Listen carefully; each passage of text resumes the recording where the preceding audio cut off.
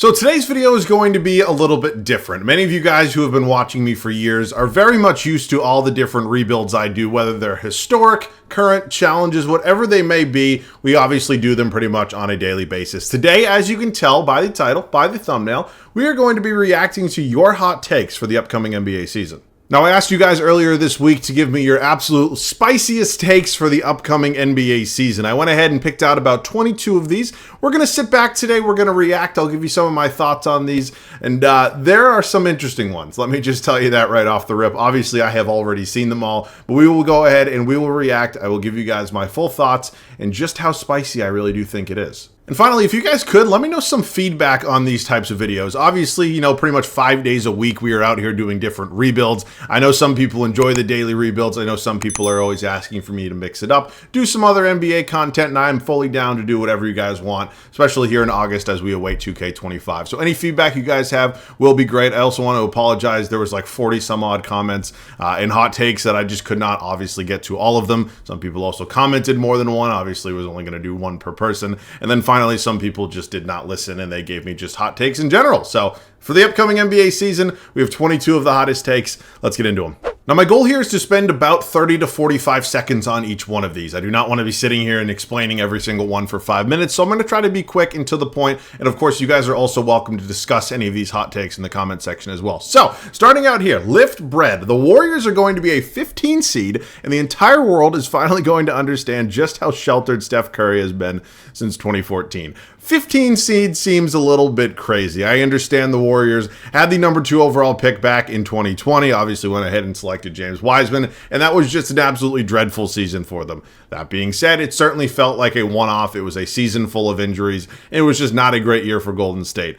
Now, do I think they're going to go ahead and be a 15 seed this next season? Probably not. It is certainly a hot take. I know they haven't had the greatest offseason in the world. Obviously tried to get Paul George, tried to get Lauri Markkanen, struck out on both those players, and are now kind of just left with the minimal additions they did add. You have Buddy Hield replacing Klay Thompson. Hopefully Brandon Podziemski takes another step. Hopefully guys like Kuminga and Moody take another step. 15 seems a little bit too low, but it's definitely a hot one. Dame will win his 3rd three-point contest in a row next season. Now, I don't know if this is the craziest take in the world. Of course, Damian Lillard is widely known as one of the greatest three-point shooters of all time. I think a lot of it will depend on who his competition is. Some years you have some really good shooters, some years you just don't. Now, I don't know if anybody's ever won 3 in a row before, but if anybody were to do it, I don't think Damian Lillard is out of the question for that. So this is definitely not the hottest take in the world. I know it is, damn near impossible to probably win 3 of these, but as I just mentioned, if anybody is going to do it, I think Damian Lillard has as good of a shot as anybody. Let me try to read this one real quick. It is definitely a little bit long. Hi, I like watching your videos and I like what you do on here. Thank you very much. And I hope that you do more stuff like this. Okay, thank you for the, preemptive feedback, if you will. The hot take's actually from my friend, and that the 76ers this season will do really bad, and the next season are going to be the best team in the league.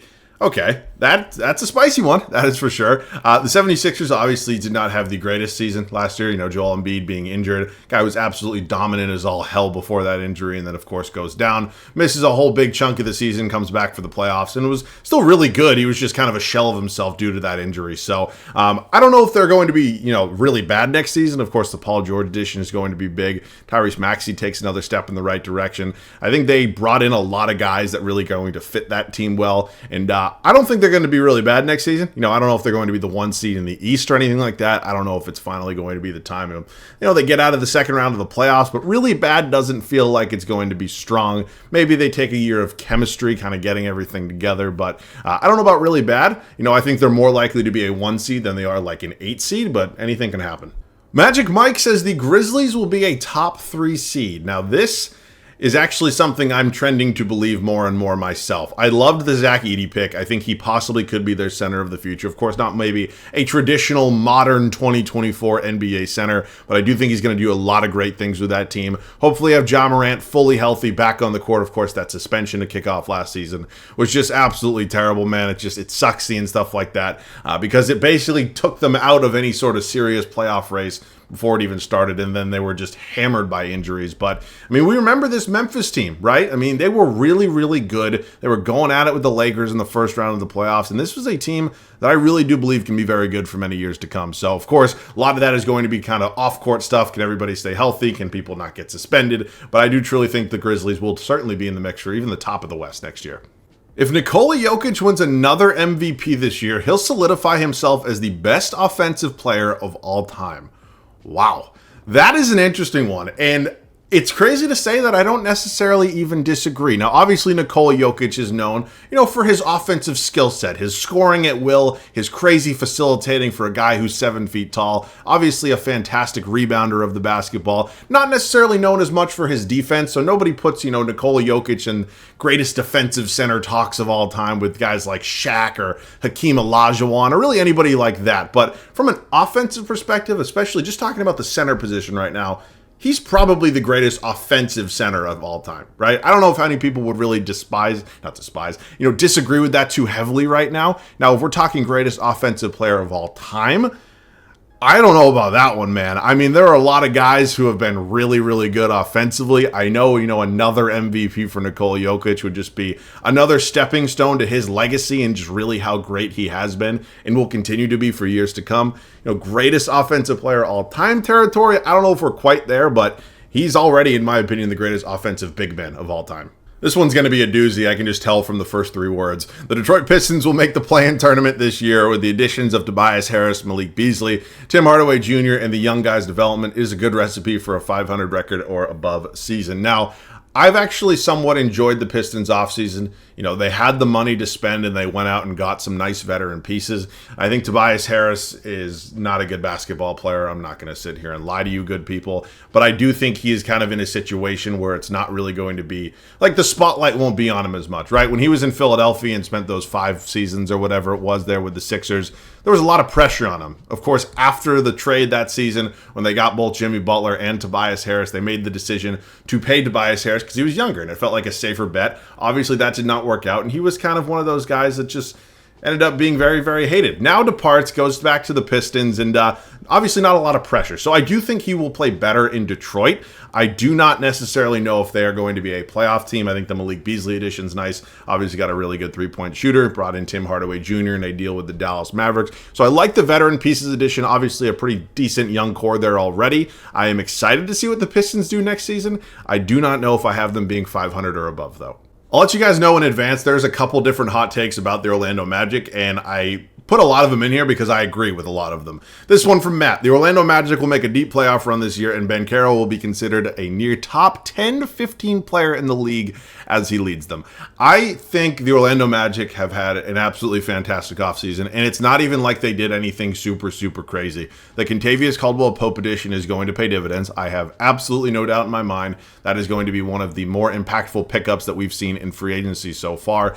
That team, especially defensively, is just already so good. You give them another year of chemistry. You bring in a veteran champion, multiple-time champion, and Kentavious Caldwell-Pope, who can, of course, help space the floor, bring in even more defense. And this team, of course, matures and grows together in another year. I don't think it's out of the question. Now, the one thing that may come up is, are they going to have enough playoff experience as a whole to potentially be able to compete with some of the top teams in the East? Because if they're going to, make a deep playoff run, from my standards, I consider deep Eastern Conference Finals or NBA Finals.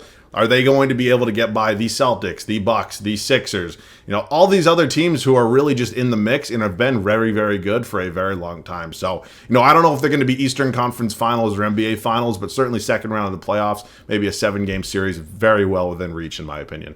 Victor Wembanyama leads the Spurs to a playoff series win and wins DPOY. Now, it's not crazy out of the question. I wouldn't even necessarily, claim it as a hot take that Victor Wembanyama is going to be the winner of the Defensive Player of the Year award this upcoming season. He was in the mix as a rookie, ultimately did not win it. Rudy Gobert won, his 4th, but he is certainly going to be in the mix once again next season, right? He's going to get one, I would say, within the next 3 years, almost guaranteed, if he stays healthy, plays the kind of defense he's shown so far. He's definitely going to win one. So I don't know if that's necessarily crazy. A little bit of a crazier thing is, we'll lead the Spurs to a playoff series victory. Now, the Spurs Didn't really necessarily hit any home runs this offseason. They're taking the slow, kind of patient approach, which I think is good because obviously with a generational talent like Wembanyama, there's not really necessarily a need to kind of force the issue super early. So I like the Chris Paul signing. I do think he's going to benefit them. If they want a playoff series, I would have to imagine they'd have to be a 5 seed or lower. I don't see them upsetting any of the like 1, 2, or 3 seeds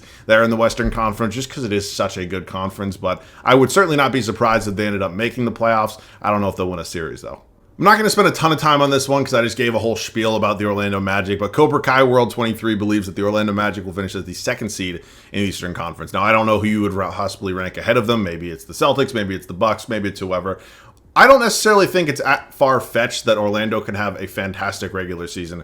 We just talked a lot about how I think their team fits really well together. Obviously, I am very partial to defensive-oriented teams. I think the Orlando Magic have one of the absolute best in basketball. They finished as a 2nd seed. It obviously means they had what I'd likely consider a fully healthy regular season. Paolo takes another step. Guy like Jalen Suggs continues to develop. Wouldn't necessarily be the craziest thing in the world. I don't see them as top 2, but I could certainly see them maybe in the top 4 or 5. Next up, we have Tyrese Halliburton will average 25 points a game, 10 assists per game, while shooting 40% from 3, and the Pacers will be a top 3 seed in the East. I want to say something about the Pacers.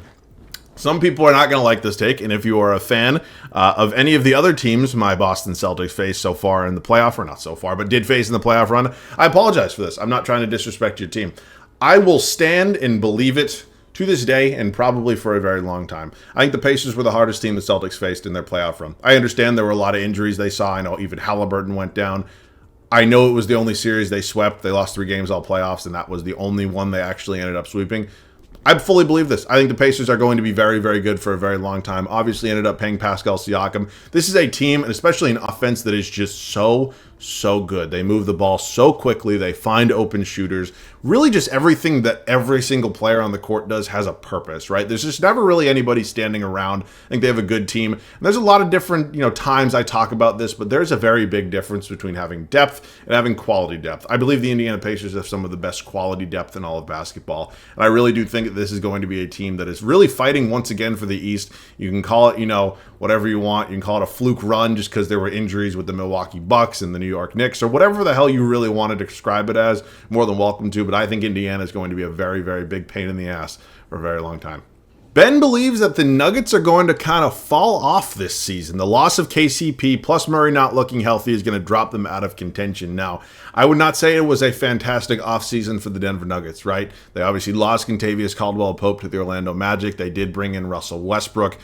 I don't really see a crazy season out of them next year. I'm fully aware Nikola Jokic will be in the conversation for MVP once again. I'm sure Jamal Murray will bounce back from his absolutely atrocious Olympic performance, but honestly, I just don't really see how they got better. And so many other teams in the West really got better this offseason. I'm not saying they're going to be, some trash-ass ball club and they're going to end up missing the playoffs, but I don't know if I necessarily consider them up there with the top of the top in a very, very good West. So I'm sure Jamal Murray was going to bounce back. I'm not really worried about him too much until I actually see it on an NBA court. I do think the KCP loss is going to be big. You hope guys like Christian Brown can end up continuing to develop and hopefully kind of take over that spot that is obviously now a pretty big gaping hole that they're missing. But whether it's him, Strawther, Watson, whoever it is, obviously some guys need to learn to step up. So I'm not super high on Denver going into next season. It is, of course, very hard to doubt Nikola Jokic, but we have now seen him lose, and we saw him lost in a Game 7 on his home floor when he had a 19-point lead. So I'm a little bit more down on Denver than I was at one point in time, maybe just a year ago. And obviously they were coming off a championship at that time. So things change, and things change very, very quickly. The Phoenix Suns will miss the playoffs this year. Wow. The Phoenix Suns have been committing so much money to 3 players. I'm pretty sure Kevin Durant, Devin Booker, and Bradley Beal make a combined $160-something million next season, which is absolutely crazy. I hate the Suns' depth, right? We just talked about a little bit with the Pacers. There's a difference between depth, quality depth. I don't think the Suns have either. I don't think they have a good bench at all. I think it is going to be a struggle. Maybe Yusuf Nurkic comes back, looks a little bit better this season, but I have not liked the way the Suns have kind of gone about their offseason. And ultimately, when you make a big trade for Kevin Durant and move on from guys that were depth pieces and were role pieces for you, of course you're going to be missing something there. But, if people want to still consider Devin Booker and Kevin Durant top 10 players in basketball or wherever the hell you rank them, I think you have to at least make the playoffs, right? That kind of goes without being said. I know the West is loaded, but I don't think they'll miss the playoffs, but play-in certainly would not surprise me. Another one about Wemby, it's relatively similar to the other one we talked about, so I'll just go over this real quick. Wemby wins Defensive Player of the Year next season. Again, not crazy. According to 2K, he wins it every single season for like the next 5 years. Of course, that's not actually going to happen, but he's going to be in the conversation once again. I think it's probably going to be him, Rudy Gobert, and probably Bam Adebayo. Maybe even Anthony Davis if he's healthy once again. I still do not think that Bam Adebayo gets enough credit for just how good he is. I know this take isn't about Bam. I just wanted to throw that in there because I think Bam Adebayo, from a just an on-ball perspective and from a versatility perspective, I think is the best defensive player in the league. But Wemby winning it next year, of course, would not surprise me. He is an absolute unicorn, and he is a guy that I think is only going to get better year by year. So that was his rookie season last year. Just keep that in mind. Terrence Shannon Jr. wins Rookie of the Year. This may be one of the bigger scorchers we've had so far. Now, I am of the belief that Terrence Shannon Jr. will be an impactful NBA player. Is he going to be a star or anything like that? Not quite sure about that. Wins Rookie of the Year. Only reason I'm saying that's a little far-fetched, and it's not even from a talent perspective. I think Minnesota just has so many, I'm not saying this crazy depth, but I just don't know how big of a role Terrence Shannon Jr. will have next year, right? When we think of guys who win Rookie of the Year, they are 100% in the starting lineup. They are very, very impactful players from day one. And although Terrence Shannon Jr. is maybe a little bit on the older side and certainly going to acclimate to NBA basketball very well, I just don't necessarily think he'll have a big enough role in his rookie season anyways. I love the Minnesota Timberwolves draft between him and Rob Dillingham. I pretty much gave them an A+ on it, but I just don't know if Terrence Shannon Jr. will have, enough playing time, if you will. I do think he's going to play. I don't think he's just going to sit on the bench. I just don't know if maybe his 10, 15 minutes a night, whatever it's going to be, are going to allow him to flourish enough to the point where he's going to win Rookie of the Year, right? Because that Minnesota team is really good, and they do have a decent amount of depth. Mid-X City says, hot take, if the Milwaukee Bucks can stay healthy, unlikely, they will be the best team in basketball. Now, year one of the Damian Lillard experience in Milwaukee certainly wasn't great, right? The Bucks dealt with different injuries to many of their different players, and ultimately their time to win in their window is not as long as maybe they would hope, right? I know Giannis is still in his prime. I know he is one of the best players in the world, but Damian Lillard is not getting any younger. Chris Middleton's not getting any younger. Brook Lopez is not getting any younger. So if this team wants to win a championship, or I guess another one, if you will, it's going to have to probably be within the next 2, maybe 3 seasons. So I do think the Bucks will be better. Now going to have a full season under Doc Rivers, and as much shit as people do give Doc Rivers, I do think having a full offseason and now being acclimated, and I even really like the Bucks pickups this offseason as well. I think they're going to be a better team. I have them as a top 3 seed in the Eastern Conference, at least, from my projections right now that are certainly still a work in progress. I don't know if they'll be the best team in basketball. I don't know if I think they're better than the Celtics or the Oklahoma City Thunder or any of these top teams, but they're definitely going to be back in the mix, and, top 2 seed would not surprise me. The Charlotte Hornets will make the playoffs. Great young core, and if LaMelo stays healthy, parentheses if, they should capitalize on a weak Eastern Conference. The Charlotte Hornets are an interesting one to me.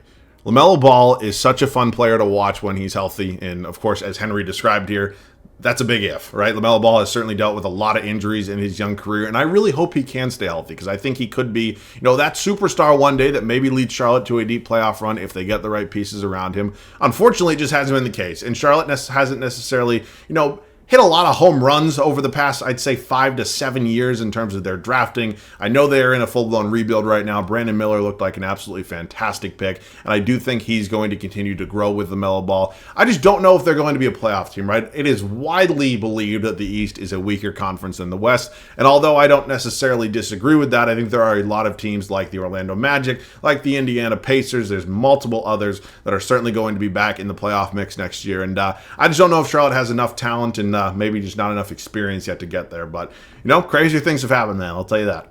Jacob believes that the Clippers will be better without the ball sticking in PG in Russ's hands.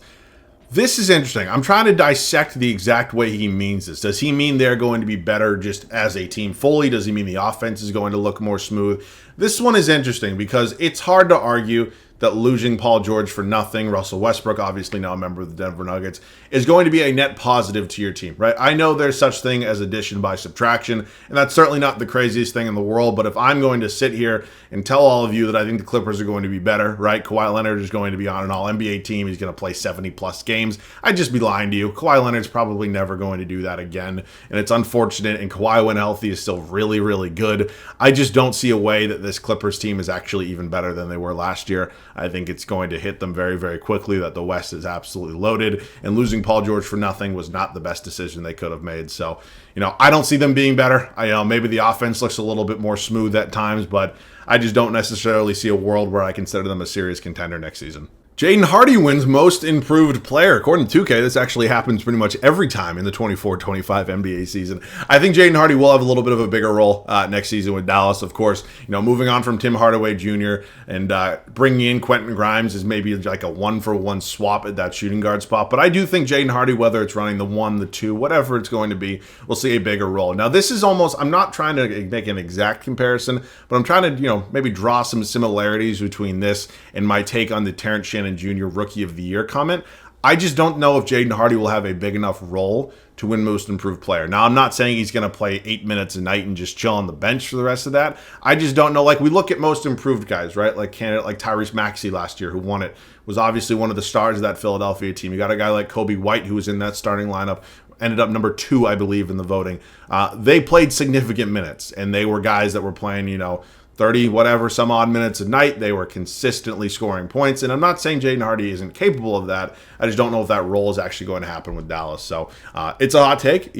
Again, as I've talked about and said multiple times now, crazier things have happened. I just don't necessarily see it. I don't know necessarily how hot this one is. I will try to give my thoughts on it. If the Thunder go without significant injuries this season, they will win the championship. I don't have the exact, preseason betting odds for NBA champion next season, but I have to imagine the Thunder are probably in the top 5. So again, I don't necessarily know how crazy it is, but I've loved the Thunder offseason. I thought the Isaiah Hartenstein signing was absolutely fantastic. Of course, another year of, SGA getting better. I love the pickup of Alex Caruso. I think Mark Daigneault's a fantastic head coach. And ultimately, this was a very young team that was just a 1 seed in a loaded West. So if they do that same thing again, end up as the 1 seed or even a top 3 seed, they're going to be in the mix. There's absolutely nothing at this point they have besides injuries that can be used as excuses. I understand they're still pretty young, but SGA is going into his age 27 season, so he's in charge of leading this team. He's an MVP candidate, and no, it would not surprise me if the Thunder won the championship next year. So we started off this video with an absolute scorcher about the Golden State Warriors, and we are going to have another very hot take about said Warriors. Now, these are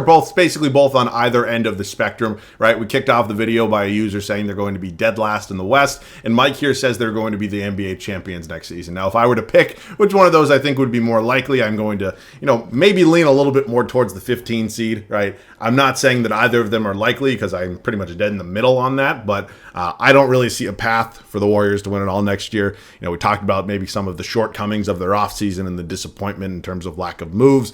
I just don't see a way that, even with the magnificence of Steph Curry, he's able to drag that team to a championship, right? Maybe if they made a big addition and he goes on another Cinderella run, it's certainly possible. But, unless they somehow miraculously trade for LeBron James or bring back Kevin Durant, I just don't really see it happening. So it's definitely hot. It might be one of our hottest takes so far. And I know I can tell by your profile picture, you're clearly a Warriors fan. And, I wish you luck. I would say I feel bad for you, but, you're basically, on the back end of your dynasty at this point. So nobody feels bad for Warriors fans. I do not think you're going to win it all next year, though. Final one of today's video is going to come from Zane. It is not necessarily the craziest take in the world. Well, I guess the second part of it isn't. Jason Tatum wins MVP and the Celtics go back-to-back. Now, I'm pretty sure the Celtics are heavy favorites to win the championship again. They obviously brought back everybody in their rotation, and it would not surprise me if they won another one. I hope they do. I'm a Celtics fan. You all know that. I'm not saying there's not going to be more competition this year. Hopefully the East is back and fully healthy, and Bucks are going to be good. Maybe Miami makes another run. Obviously, Philly loaded up. A lot of young up-and-coming teams.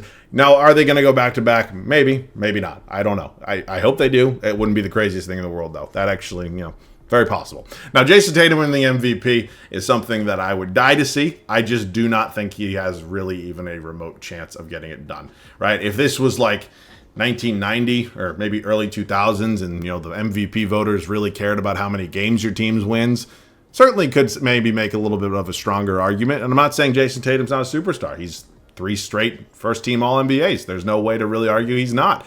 But I don't really think he's going to be, just in those conversations with guys like Luka, with guys like Jokic, guys like SGA, just because the numbers aren't quite there. And, whether or not that you believe that's because he's not as good as those players, or even if you just believe it's because there's too many great players on his team taking away some of those stats from him, you're welcome to your opinion. I just don't really see a way where he's going to get the MVP award, unless, some major players on the Celtics go down and he still drags them to like a top 2 seed. I just don't really see it being possible. So I hope he does. I hope I'm wrong on this, and I hope he wins MVP. They go back to back. It would just be another great season for me. But I don't necessarily see this one happening, at least the first part of it. All right, man. Thank you guys for watching. That is going to conclude your upcoming hot takes for the NBA season, man. This one was it's a fun one. I know it's obviously not a rebuild, so there's not really a big challenge to it or anything, but I always love making videos like this. It gets you guys more involved. Obviously, it's cool to be able to see what you guys are thinking about the upcoming NBA season, because I miss basketball. I'm sure you guys miss basketball. We are ready for it to be back, and I'm also ready for 2K25. So if you guys enjoyed this one, make sure to let me know down below in the comment section. I'm also open to doing, not maybe even a hot take video, but another non-rebuild basketball video before the upcoming NBA 2K25 game drops. So anything else you guys want to see, whether it's rebuilds, other NBA content, let me know down below in the comment section. And once again, thank you guys all for submitting your hot takes. I apologize if I could not get to all of them. I will do my best in next video. So that's it for me. As always, thanks so much for watching. I love you guys. I'll catch you guys all in the next one.